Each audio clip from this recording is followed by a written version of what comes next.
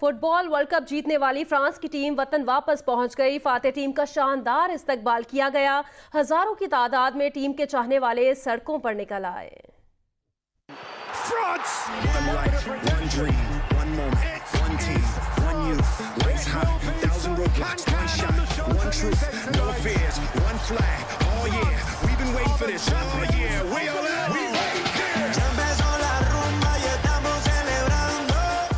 होने वाले world cup की फातेह फ्रांस की टीम वापस पेरिस पहुंची। एयरपोर्ट पर टीम का बावकार अंदाज में इस्तकबाल किया गया। ट्रॉफी के हमरा कप्तान लॉरेंस जहाज से बाहर आए। खिलाड़ियों के हाथों में फ्रांस का कौमी परचम था। एयरपोर्ट के बाहर तो जैसे इंसानों का समंदर उमड़ आया। हजारों की तादाद में शायकीन ने अपने हीरोज का वालेहाना इस्तकबाल किया।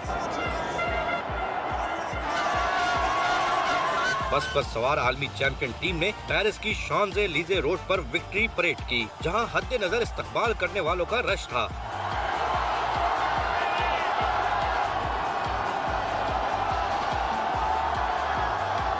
आसमान पर भी रंगों की बहार थी और अवाम के जोश के साथ खैर मकदमी नारे भी फिजा में बुलंद होते रहे।